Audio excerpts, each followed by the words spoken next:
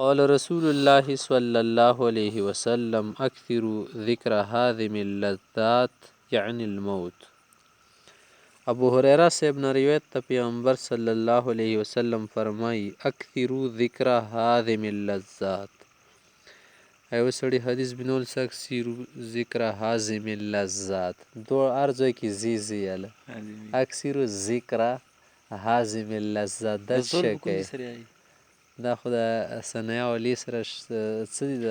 سکی ملو کې اکثروا الذکر ذکر اكثروا ذكر هازم اللذات هازم ذال دا هازم اللذات لذات زی سره ذال سره د ذال سره ټول زول سره دا بز د کای دا خبره د ضروری دی کنه کته سینه کو سره به خوان نه کیږي صحیح ده نو اوس د کیو ګورار ځکه ذال راغلی کنه ټیک شو نو دې څه د مرګ یاد ساتلو دي د پاره تیاری کول دا هم شی دی ځکه پیغمبر اسلام فرمایش تاسو د لذت ختمون کی شی یاد ګرانه ډیره کوي څنګه د لذت چې کوي ختمي هاذم چې تل شي هضم کسر تل شي متولی تل شي هاذم مکسر نه دا چې کوي دا د سړیو له خوندونو مته چې دا مرګ یاد ساتي قبرستان ته سي کله کله یارې جمعې بنې سړی کنه دا خې خبرې نر سړي د پاره کا خزینه څه غلط کرو نه کیږي جزا پزا کیږي اب نه سي نر سړي د پکار د قبرونو غیر زیارتونه کې مرګ یاد ساتي دي سره ودی لذات خاطر شي خواهشات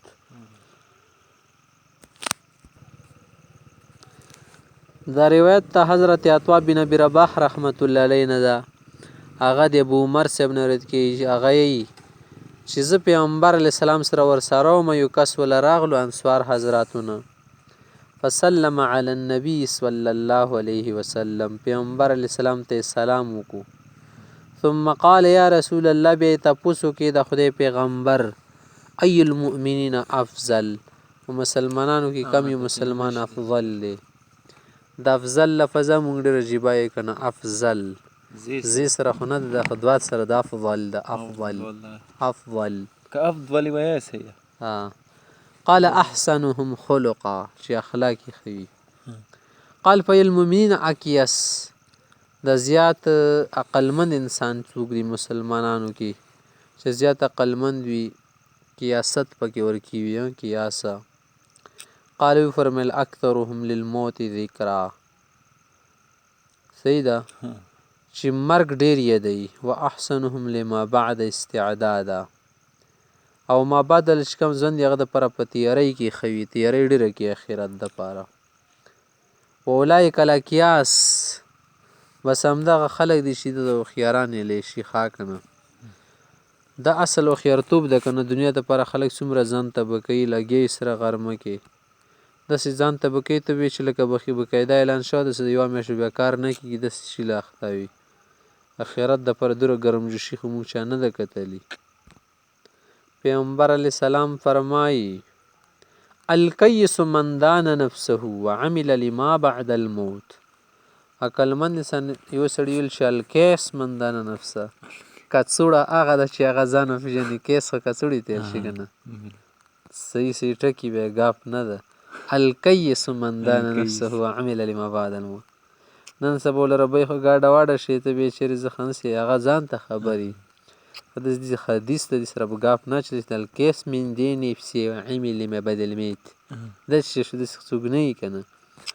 الکیس من دان نفسه عقل من سړی هغه څوک چې ځانو پیژني حقیقت پیژني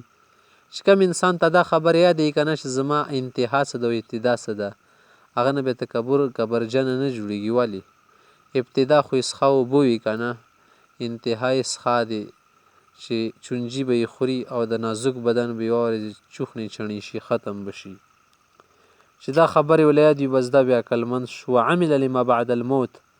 او مرګ نه بعد ژوند خوګد ژوند چې اده پر تیاری وکي لګ ژوند د پر سمره تیاریانی کی خدای دې معاف کا زنه ځکه خودم را پناشي کی راشي کنه چې جمعې منځه ولا پرګدي هغه زیبنی چې نن ترې شل ده که اوس باران وشي باران دې خدای پرې وورئ ترې شر در باندې دومره فرض واجب وګرځي لمونځ دې پرېږده له منافقت ولا مهر به دې په زړه باندې ولګي بیا څه کوې العاجز من اتبع نفسه هواها او کمقله انسان چاته ویلی شي عاجز په عربۍ ژبه کې کمقل دی چې د اردو پښتو عاجز نه دی مراد دلته ښه چاته به نه شي یا ایها العاجز ای عاجزه انسان ډېر ښه شریفه انسان نه ایها العاجز دي تی ایها الاحمق په معنی شو یا ایها الاحمق یا ایها المغفل لا تغجز عجزه کېږه